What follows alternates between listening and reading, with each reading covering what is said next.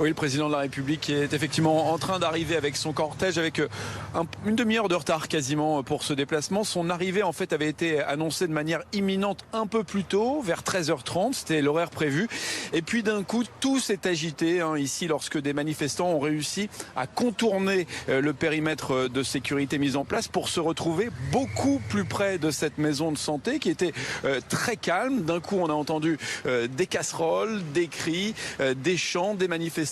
Et là, en quelques minutes, eh bien, les forces de l'ordre ont dû se repositionner à toute vitesse. On a vu 6 cars de CRS arriver en renfort pour se repositionner et empêcher bien les manifestants d'arriver jusqu'à cette maison de santé. Et puis en quelques minutes, il faut dire que les choses se sont stabilisées. On a vu tous les gradés, qu'ils soient de l'Elysée ou des forces de police et de gendarmerie, pour réussir donc à maintenir le calme dans cette bulle présidentielle effectivement très sécurisée. Le président qui va maintenant être accueilli par les élus locaux, par le maire, par le député dans cette maison de santé où il doit passer environ 2 heures.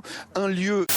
Exactement, les manifestants sont toujours sur place. Vous pouvez le voir là, c'est en train un peu de bouger. D'après ce qu'on entend, les manifestants aimeraient bloquer la route nationale. C'est ce qu'on entend en tout cas autour de nous. Vous pouvez le voir, toujours énormément de casseroles ici. Il y a tous les profils, des personnes plus âgées, des enfants, des familles. On peut voir vraiment de tout. Alors je suis avec Sidi qui est donc secrétaire adjoint de la CGT Blois. C'est important d'organiser cette manifestation aujourd'hui?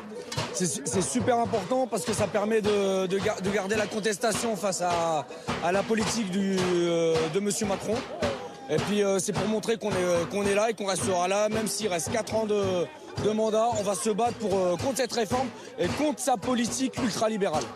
Il y a beaucoup de monde quand même aujourd'hui pour la ville. Beaucoup de monde, il y a il y a pas mal une bonne majorité syndicaliste, des partis, des gens non encartés, des gens encartés. Bref, il y a des anciens, il y a des jeunes, donc il y a tout le monde quoi.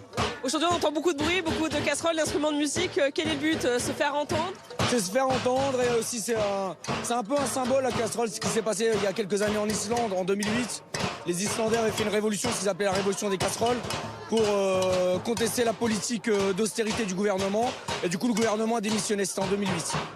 Donc vous y croyez aujourd'hui qu'il puisse justement avoir une suite après la promulgation de la réforme des retraites? En fait, quand on est militant, on croit tout le temps. On est toujours dans l'action, on est toujours dans l'optimisme.